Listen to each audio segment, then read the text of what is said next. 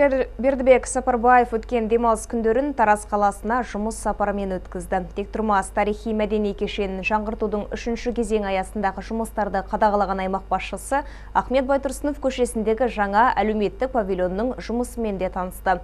Толығырақ тілші тарқатсын.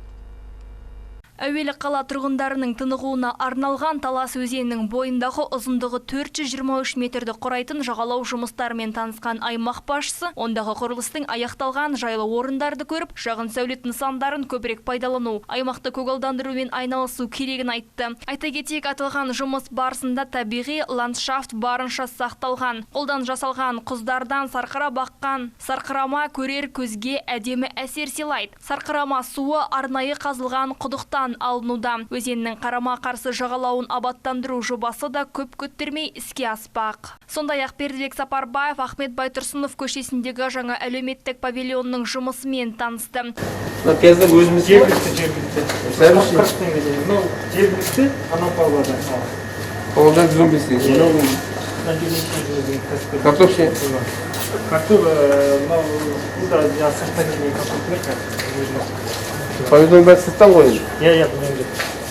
Бұл Тараздағы аз қамтылған және көп балалы отбасылардың қажеттілігін қамтамасыз етуге арналған сауда орталығы. Ауыл шаруашылығы басқармасының басшысы Қайрат Амановтың айтуынша, мұндағы бағалар нарықтық бағадан 30-40%-ға төмен. Айталық, картоптың келісі 115 теңге, қант 220 теңге, жұмыртқа 27 теңгеге саудалануда. Сапасы жоғары, ал тауар түрлері ауқымды. Айта кетейік, шаһарда осы секілді 14 сауда кешені бар. Сара Шоқанқызы, Ахан Әбілхайырлы, Жасұлан Құрманғазыұлы, 77 News.